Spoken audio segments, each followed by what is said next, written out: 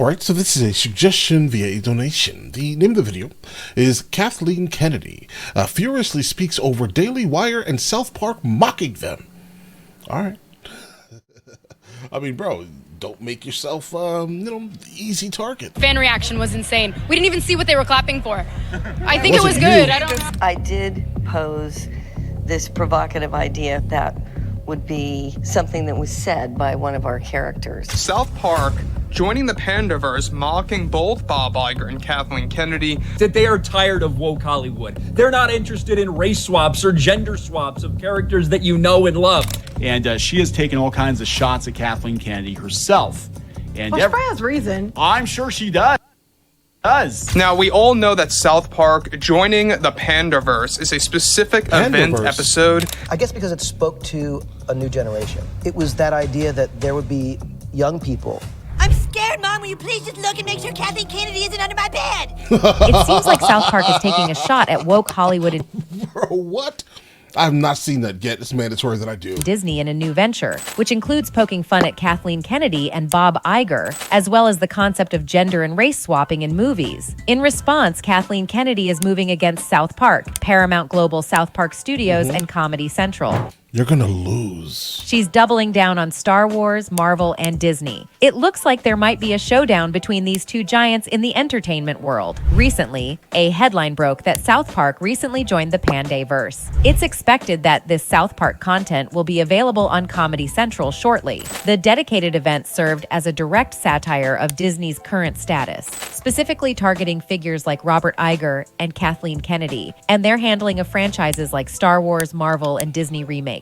In addition, Trey Parker and Matt Stone have clarified that they plan to maintain their critique of Disney throughout 2024 and beyond. Bro, please do. I think it's mandatory.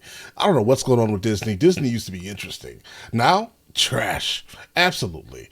One of the major points many people have disagreed with Kathleen Kennedy is her approach to Star Wars, where she's been criticized for deviating from the source material and negatively altering the expanded universe. No such thing as Disney executives who replace everyone you love with diverse women who complain about the patriarchy. Now be a big boy, Kathleen Kennedy is not under your bed. Can you check the closet? Eric, enough.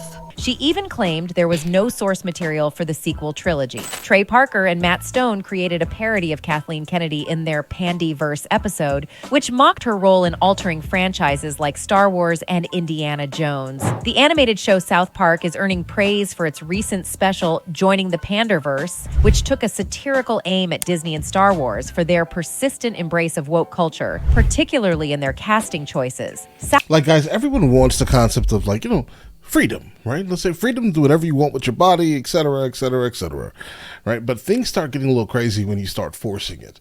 And if you force it down people's throats, that's a little wild, because you're kind of giving up the overall 99% of America who is not really a part of any of those groups, right? We're talking about like 1 or 2% of the population, So you're kind of messing with the country now. South Park has a history of taking aim at Disney, and this latest satire is far from their first. In the show, a vulgar, cruel, and money-focused version of Mickey Mouse often becomes their Disney punching bag. Throughout the series, Mickey Mouse is portrayed in various outlandish scenarios, from bullying the Jonas Brothers to making them symbols, teaming up with Randy to sell weed in China, and even being depicted in explicit situations with a bat and a pangolin, which amusingly leads to the start of COVID-19 in the South Park universe. The show has also tackled other targets, like the Indiana Jones franchise, particularly the poorly received Kingdom of the Crystal Skull episode, where the blame was placed on George Lucas and director Steven Spielberg. South Park is known for its irreverent and satirical take on pop culture and Hollywood, making it a source of humor and commentary for many viewers. The episode of South Park highlights the ongoing decline of Disney and attributes it to the company's tendency to pander to audiences.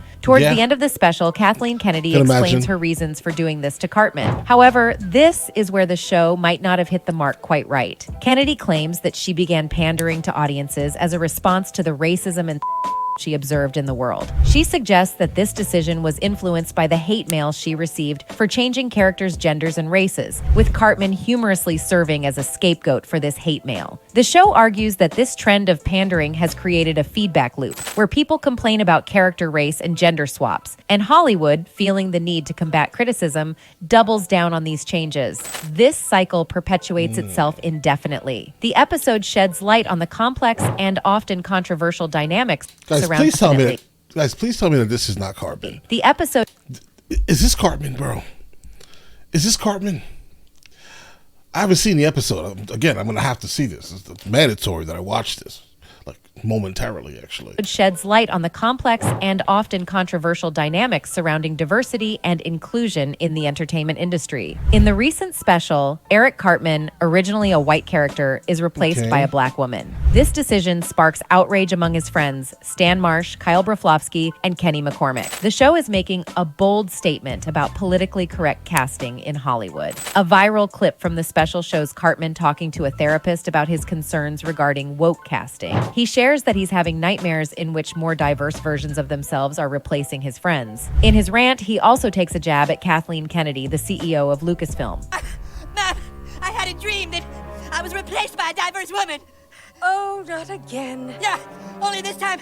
Now, Kathleen Kennedy appears to be responding to the ongoing criticism from Parker and Stone and the Pandyverse episode. Her response has garnered a negative reaction from fans.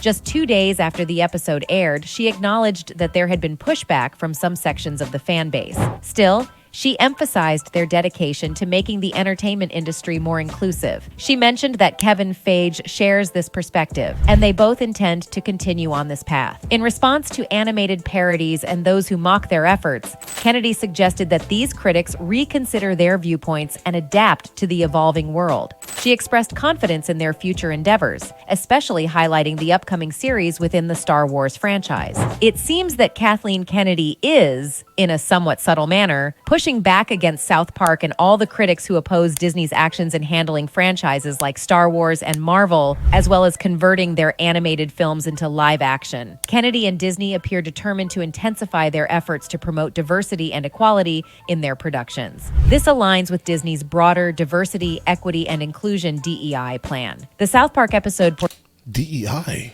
Portrayed Robert Iger as somewhat subservient to Kathleen Kennedy, which may reflect the real-world dynamics in their collaboration. The core issue is that some top shareholders, such as State Street, BlackRock, and Vanguard, support these DEI initiatives. Despite Robert Iger's... Yeah, of course, because it means more money. That's what that means. It means generally more money, your ability to kind of bring in, separate groups that may not have... felt specifically included. That's what it is. That's why a lot of people, a lot of companies are chasing it. Please guys, not for a moment, think these companies are loyal to you.